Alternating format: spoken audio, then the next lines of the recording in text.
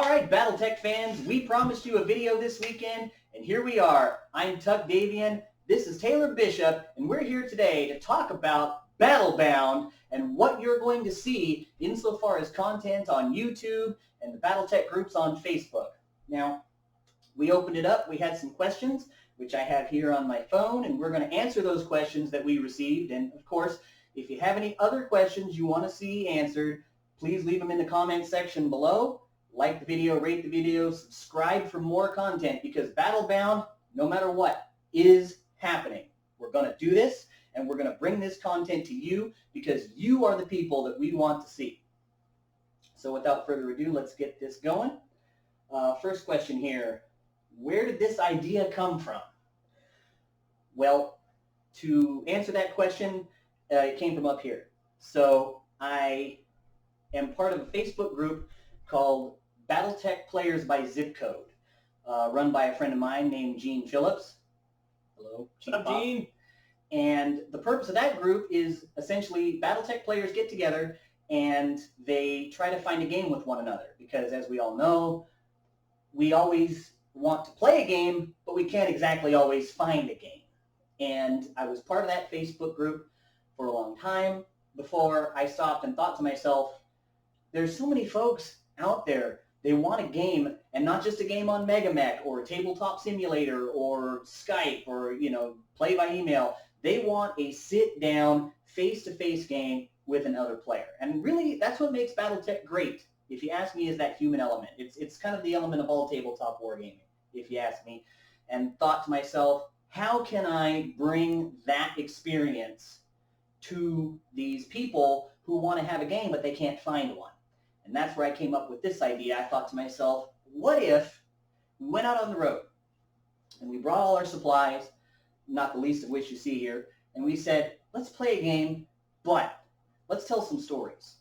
Let's talk to the players, because not only does the face-to-face interaction of Battletech make Battletech great, the other thing that makes Battletech great, and I think you'll agree with me on this, is the players, is the people themselves. And I don't know about you, but me personally, I want to tell stories. I want to tell the stories of ordinary people doing extraordinary things. And really what I want to do is I want to tell your story. Maybe you got into Battletech in 5th grade and you've been hooked ever since. Or maybe your dad got it in, for you, and it was something you guys played as a way of bonding growing up. Who knows? Whatever that story is. I want to tell that story. And the only way I can really do that is to take some cameras, take some materials out with me, and actually go meet the people, sit down, break the bread with them, have a drink, play some games, roll some dice. And that's where I came up with this idea. So I'm glad I got Taylor along with me. He's my roommate, just in case anybody's concerned about COVID-19. We live together, so there's really no risk there. In fact, he's going to be the first player we feature on the show, seeing as how we live together, and all of my stuff is here, so that's where it came from. All right, and then our next question here is, when did you know Battletech was for you? I think I'll let you start on that one, since you have a pretty good story, and I'll get to mine. Well, for me, I've literally been playing a year and a half at this point, not even. And so Tuck and I were friends on Facebook through some other mutuals, and I kept seeing his posts about his weekly group. And he'd write these amazing stories. And, I was interested because I love fantasy and, just really awesome things like that. Don't you say it. And I messaged him. I was like, hey, I'm going to show up this week. And he was like, all right, yeah, cool. And you just come on. And he'll tell you that he never actually expects anyone to follow up with that and actually show up. So the first time he saw me walk in the doors, he was like, oh shit, you actually came. I was like, yeah, of course. I told you I was going to be here. And I watched the gameplay, and then I came back the next week and actually played a little bit. Didn't do so hot because, I didn't know what the hell I was doing, but I enjoyed myself, and I started coming back sporadically for the next 3 or 4 months. And then one day I woke up and I was just like, I want to play Battletech. The bug had bitten you then. Yeah, I want to play Battletech, and I want to keep playing Battletech. So I was probably about 6 months in, and I have almost religiously every week until this happened, gone to Dice Addiction and played Battletech every week with this group of people. And just being able to go see my friends and talk to them and shoot them without any repercussions, except for maybe tuck salt. It's just, yeah, it's amazing. And it was really just, I woke up one day and that's when I knew Battletech was for me. With me, I'm a lifer. This whole journey, oh, and by the way, say hello to our official mascot, Tally. Hello, Tally. This started for me back when I was 13 years old. I had a friend of mine who was really into it, and it was very much a case of too much too soon. And I'm sure several of you know what that feels like when someone tries to get you into something and then they just throw everything at you, dump it right in your lap, and you're like, it's cool, I guess. I mean, it sounded like it was neat, but the enthusiasm was too much, and I kind of backed away for a little bit. But I independently, mind you, found the MechWarrior 2 PC game, and I played it on my own, and I was hooked. But that's all I knew. It was just the PC game, and that's all there was. Until I went to 8th grade, I believe it was, and I met a kid named Marcos. And we became friends, and he explained to me, hey, I played this game. And I was like, oh, yeah, I've kind of heard about that, man. Like, And he was like, no, dude, it's cool. Come to my garage. Me and my brother will teach you how to play. Everything will be fine. You already played the PC game, so, hey, get in on that. And so I thought, oh, okay, like it can't hurt, I guess. So I went over to his house. We went to his garage, lived in Navy housing. We busted out some MREs. Speaking of salt, those things are full of salt, by the way. There's one in the cabinet. Oh, boy.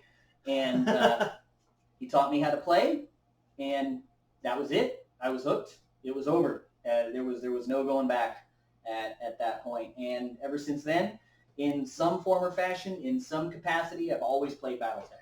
It could just be, like you see here, a very simple tabletop setup, or it could be like what I normally do at Dice Addiction, which is, oh, by the way, did I say Dice Addiction Games and More in Tulsa, Oklahoma on fabulous, historic Nerd Row.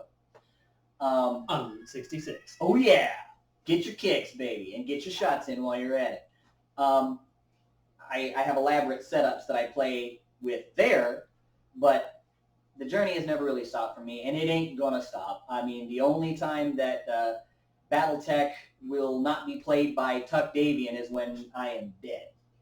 And that's another huge reason we're doing this, is because this man can't play enough. I want to take it, and I want to be a goodwill ambassador. I want to meet people. I want to tell stories. And I've written plenty of stories for the players in my group. I really feel like you have a much more likely to return player base when you make the players the stars. When they're the stars of the show, it was their shot that turned the tide of the battle. And that's what I want to do. So that's when I knew Battletech was for me, when I was 13 and a half, almost 14 years old, in my buddy's garage in Navy housing in San Diego, California. And he's no longer with us. Unfortunately, he passed away from cancer at a very early age in about 2007, I believe. But we run a yearly tournament in his name called the Marcos T. Harina Invitational, the champ of which is sitting right next to me, by the way. So it is a yearly conglomeration of friends, and we just get together and celebrate life by shooting one another. And it's basically a free-for-all. The last man standing is the champ. And Salt. Well, I wasn't the champion last year. You beat John. So that's what we do. It's been affectionately nicknamed the Yule Duel. We have some other tournaments, but that's how I honor my friend. Next question here is, what's your mission? To shoot things and make friends. Gosh, I was trying to think of something cool, but you stole the thunder there. I got nothing. Kind of getting back to what I was saying before, my mission is to go out and meet people. Like you said, make friends, blow stuff up, and share that love of giant stompy robots that we all have deep down in our little nerdy hearts. And, go have a meal with folks, and just get to know the real meat and potatoes of what makes Battletech great, and that's the players. Like I say, that's you. That's what I truly believe makes Battletech such a great game, is the people. And that's our mission. I was going to say that's my mission, but really I feel like at this point you're kind of on the same wavelength as I am. Totally. And we make friends, we play Battletech, and we leave with memories. Me, him, those players that we all didn't have before. And we take those memories with us and we share them on down the road, and we remember, hey, we had a good time, this was great. So our mission, if I were to boil it down to one thing, is let's play Battletech, let's have some fun. There you go. Next question here is, how will you be paying for all of this? Money. We knew it was going to come to that. Well, first of all, I'm going to sell my left testicle. Oh. And then I'm going to sell Tuck's hair. What hair? I'm talking about things we don't have, Tuck. Oh. Anyway, now we are going to fund it ourselves as best we can. Especially at first, it's going to be not quite local, but things that are closer to us, easier to fund. We've got a car, we've got all the stuff we need, just gas to get there, and maybe a place to stay overnight. We're not sure, just depends on how far we go. So, we're in Oklahoma, so we're going to start here in the states immediately surrounding us. There are tons of players. Like he mentioned Gene earlier. Gene lives in the middle of absolute nowhere. Antlers. Absolute nowhere. I wasn't going to say the city. No. And that's why he started his Battletech group, is because he didn't have anybody to play with. So it's almost as if we're building on that idea in a totally different fashion. But as for paying for it, we, again, are going to be using our own money as best we can. And if the interest is there, and if it takes off, like we hope that it will, like we hope that you hope with us, we've been kind of tossing around the idea of a Patreon, and we'll have our episodes that we'll produce with the players that we're going to go see, but we'll also have exclusive content for Patreon tiers. That's something that's down the line. That's in the future, but immediately we're just, any spare scratch we get, that's what we're doing with it. We're working stiffs, just like you are. And here's the thing. To some folks, I've told you this plenty of times, to some folks, Battletech is a hobby, and that's great. To me, it's a passion. This is something I'll be doing until I'm dead. And I'm willing to invest my own money into this. Taylor is willing to invest his own money, his own time into this, because we believe in this idea that we want to go out and shoot things and make friends and make memories. And that idea to us is priceless. So we definitely are not looking for anybody to put any money in our pockets for this. Right now, this is coming out of our own pockets because we believe hard enough in this to invest our own money. He is correct. At some point in the distant future, not sure how distant we're talking about, but at some stage, we may elect to set up a Patreon, in which case we would be bringing you exclusive content. We would be bringing you behind-the-scenes footage, just things like that. And, of course, that's something that he and I will have to sit down and brainstorm and come up with what we would offer. But immediately, we will just fund this out of our own pockets because we want to meet you and we want to come interact with you, and that's what we want to do. So to us, I'd say that we both agree it's worth it. Yep, and we really hope you want to meet us too. Well, I mean, I'm kind of like, Please, I need friends. How far from Oklahoma are you willing to travel? Yes. But in all seriousness, because we live in such a centralized location, that's kind of a privilege. We can travel to California or Washington just as easily as we could travel to Florida or New York, Upper Maine, something like that. I don't want to go to Florida. Why not? Because it's gross. I've never been to Florida. I want to go to Florida. Okay, I'll go to Florida for you. Thank you. But at first, we're, like he was saying a second ago, we're probably going to travel within the tri-state area here. So Kansas, Texas, Arkansas, just places that we can get to in a few hours and spend a day down there and travel back up in the same weekend.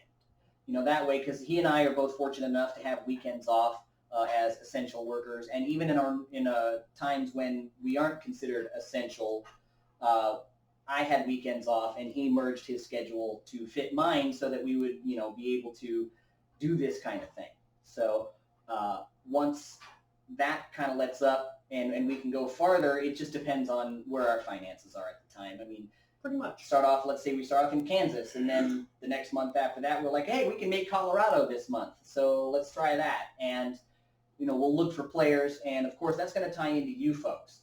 How far we're willing to travel is also dependent upon how far away are there players who want to play with us. So, I mean, I know some folks, personally myself, in California, Oregon, down in Portland. I know a buddy of mine out in Colorado.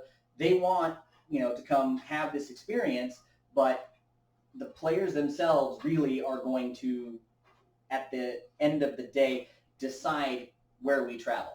And if we can, let's say you got somebody who lives out in North Carolina, if we can feasibly make that trip, then we will do our darndest to look into that. At this point, international travel is also not off the table, if I'm being perfectly honest with you. I don't have a passport yet, and I stress yet, but he's got one. So, hey, want to go see Bishop Steiner down in Mexico? Hey, great. That's a possibility. I know a few guys that play up in Canada. I've got roots up in Canada, so, hey, I wouldn't be willing to or rule out going to the Great White North. I mean, that would be great. So later on down the line, sky's the limit. So as finances allow. Here. Next question is, how many people can be involved at once? Now, the person that asked this question asked with the context of, well, let's say I've been trying to get my girlfriend to play, and we do a thing where the two of us take you on. Is that okay? Or maybe I've got one or two of my really close buddies that live here in my area or very close by and would want to drive down and have us all play. Would that be a thing? I think I'm to frame this properly. I'm going to have to say, with the whole COVID situation, it's really going to be a case-by-case basis. I mean, we got to think of the safety of everybody at that point. I don't think it would be too big of a risk having, let's say, my cameraman, me, and one other player be in a room somewhere and we're playing. Maybe another person is like, all right, if you're sure. But we're really going to have to take that by a case-by-case basis. And, of course, that's my driver, let's be honest here. So it's going to also be up to whatever he's comfortable with. And I will not ask the man to do anything he's not okay doing. I'm also mildly paranoid about it all because of where I work. So anything more than 4 people is going to be like monumental for a while for me. I have other people do my grocery shopping right now. He works in the healthcare field, so it's much more. See, right now I got lucky. I got a job stocking plants at Lowe's, but normally I'm a bartender, which makes me have to come into contact with a lot of people as it is anyway. But the answer to that question is really just going to be a case-by-case basis. So, and there's going to be some other stuff we're going to have to consider down the line, such as, release forms and things like that. Yes. But that's a whole other ball of wax for a whole other time. The answer to that question is we'll just have to see. Let's see here. What's next? Is there anything else in it for me besides a game if I get selected? The answer to that question is, at first, probably not. We'll pay you an exposure. Yeah, exposure bucks. I'll give you a shoulder massage too if you really want one of those. At some point in the future, we're looking at having T-shirts, stickers, things like that. So yeah, we'll have T-shirts at some stage. I know some people, of course, being in the wrestling industry myself, merch is half of what the guys think about. Let's be honest here. So at some stage, yeah, there will be shirts, there will be stickers, there will be maybe even some dice. I can talk to Captain Ed down at Captain Ed's Mech Hangar. Hey! And see about getting some custom dice made, that kind of thing. So eventually, we will leave you with a care package. But take solace in the fact that your video will be up on YouTube, and for as long as they'll let us have it. For as long as they'll let us have it. And maybe, in the future, once that ball gets rolling, we can look at the players that helped us get to that point and send them something later on down the line. Well, that'd be cool. Yeah, to say, hey, now that we've got these shirts, let me see about, sending you a shirt and some dice or something like that. And then that way you can get the same thing that everybody else got. But that's just something we'll have to look at in the future. I don't know, for the time being. How many people are on the crew? And I think the next question ties into that is, who is filming? Hi, guys. We're the crew. Yep. That's it. Just I'm the guy that's playing, and well, she is also on the crew. She is not happy about being on the crew. Unofficially, anyway.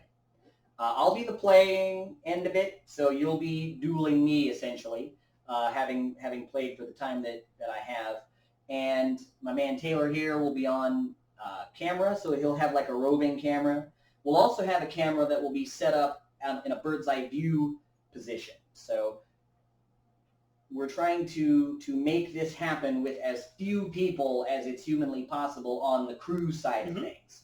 That way, when we travel someplace, it really only needs to be me and you. Exactly. And, that's it. So you'll be driving out of state to run games. Yeah. Yes. As close as is humanly possible at first. And we'll just see where the experience takes us after that. And let's see here. How can I help? That, I think, is a question I've received the most. And right now, honestly, I feel like the best way you can help this project is to subscribe to this channel. Tell your friends, hey, I know this thing, subscribe to this channel. So later on, when we put this content up, you'll be able to see that. Later on down the line, if, like Taylor was saying, we get a Patreon set up, you'll have the ability to check that out if you want to. No pressure, of course. And right now... No pressure from him. Daddy needs a new pair of awesomes. What, the AWS 9M and AWS 8 Cube? Yes. Oh, well. And right now, I feel like just being supportive of the project is enough for me. And I've yet to see exactly what the response from the Battletech community is going to be. I feel like when I posted the original video that I'm going to use for the intro, I think Facebook kind of like filters out certain things and not everybody sees it when there's a video or there's something like that. I don't know how many people saw or didn't see it. But it's on the Battletech International Facebook group. If you just go look for posts that I've made, you'll see it there. Also in the Battletech Players by Zip Code group. And right now, we just want your support, not monetary, just we're in. I'm totally cool with this. That's what we're looking for, is just people who want to see this content. And right now, I have a gut feeling that there's going to be a lot of you that do want to see it, but I don't know that yet. And that support will let me know. If I wake up and, I have 400 new subscribers or something, I'll say, oh, well, geez, I better get on this. And, because we're currently producing the episode right now for the first one that he's going to be in. there's still some things I need to acquire, namely big tables. So if you know somebody that has big tables for cheap, tell me. And preferably close. Yeah. So I'm looking on different marketplaces for that kind of thing. So, and I'm going to order some more equipment here very soon once I get my stimulus money. And right now, that's really it. That's all I can. Do you think of anything? Insofar as how can I help? Like he said, just be supportive as best you can, and scream our name from the heavens if you can too. Yeah, like, share, subscribe, tell all your friends. I'll give you a penny. I will pay you a whole penny. 1 American penny. I'll send it anywhere. I'll put it in an envelope, send it to you. Just subscribe to this website. Subscribe to this website if you want me to email you a pizza roll. Telephone, telegraph, telewrestler. Right. And finally here, let's see. That dice tower at the beginning of your video looks amazing. Where did you get it? They are speaking about this guy right here. I got this from Troll Manufacturing on Etsy. They're not talking about you. No tell. And I don't know this person from Adam. That's where I got it. That's the answer. It's a dice tower, as you see. And I got that House Davion, of course, and got your little removable top there. And you can take... I rolled an 11. Hey-o! So there you go. That's where I got it. But I have this other project here in my hand that I want to show you. Is this guy. Like, if that thing right there was the Cadillac of Battletech dice towers, this guy right here is like the Bugatti. It's like, you know, it's like the, what did Tex call it? The most DACA of the DACA, the stompiest of the stompy. Like, this is it. Now I'm going to get up. The more you look at this thing, the cooler it gets. Like, this was 3D printed by a buddy of ours that comes to our weekly groups. Name is Igor. Laser cut. Laser cut. And if you see here, you got the cluster hits table right there. Cluster hits table on it. If you turn it over on the inside, you got, what do you got there? Punch location, physical attacks, infantry damage on the inside there. And then here on the front, you've got your facing after a fall. You've got your critical hits. On the side, every single side has all the hit locations on it. So all you got to, you don't even need the book anymore. And you got your 2 hit modifiers down there. You've got your damage versus infantry, battle armor versus infantry, that kind of thing. On this side, you know. So you have the rule book, obviously, but when you're doing hit locations, and most of us have the front back memorized. You know, I say 8, you say left torso. But it's the right side and the left side I feel like a lot of folks don't have memorized. So soon I will be able to come up with the information on where to get this guy. So I guess I just want to take this opportunity to say thank you for joining us. We hope we will see you soon. And I'm looking very forward to meeting with you, speaking with you, chatting with you. I mean, heck, you got any Battletech you want to talk, you message me on Facebook. Eventually I'll see it. All hours of the day, I don't care. If I'm asleep, I'll see it when I get up. So you need to talk Battletech, talk to me. I'm cool with it. You got anything else you want to add before we sign off here?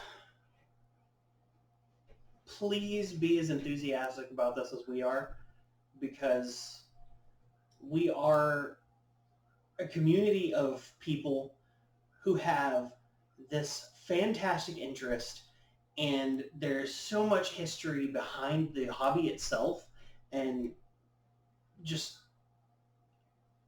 it's hard to express. I love this. In the span of a year, it has consumed my entire life. And I know for all of you people who've been out here longer, you know how it is. You've got boxes on boxes of things that you've collected over the years. And for you people who are not veterans, who are new to it like me, you guys have an amazing ride ahead of you, especially if you get a really cool community nearby, or have us come see you. See, you saying that made me think of something. Tex actually said this to me a while back. Us vets, speaking of the guys that have been in it as long or longer than I have, we've seen this game start off as, a small-time hobby. We've seen the heyday where it was just at its peak, and every single game store you could go in driving distance had Battletech.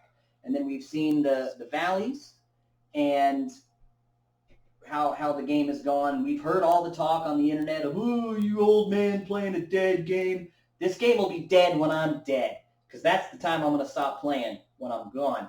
And now, with Catalyst Game Labs doing this whole Kickstarter thing, Harebrained Schemes doing their Kickstarter, $2.5 million on Catalyst, we're seeing a resurgence now. This is a renaissance, I'm telling you. There's no better time, and I've been here, through the mid-'90s all the way up until now. There's no better time to be playing Battletech than now. It's going to get big again. I got a gut feeling.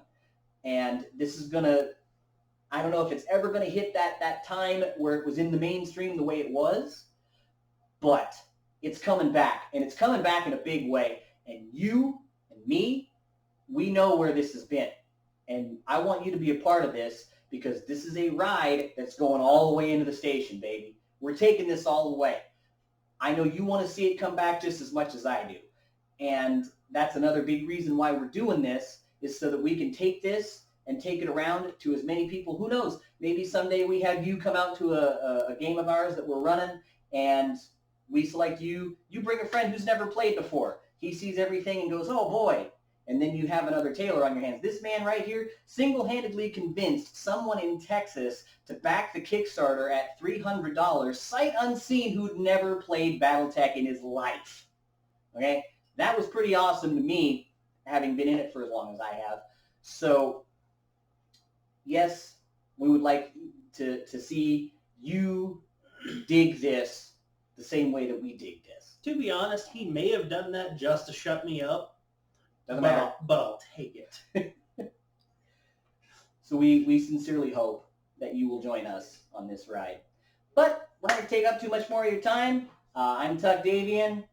I'm Taylor Bishop. And we hope to see you on Battlebound!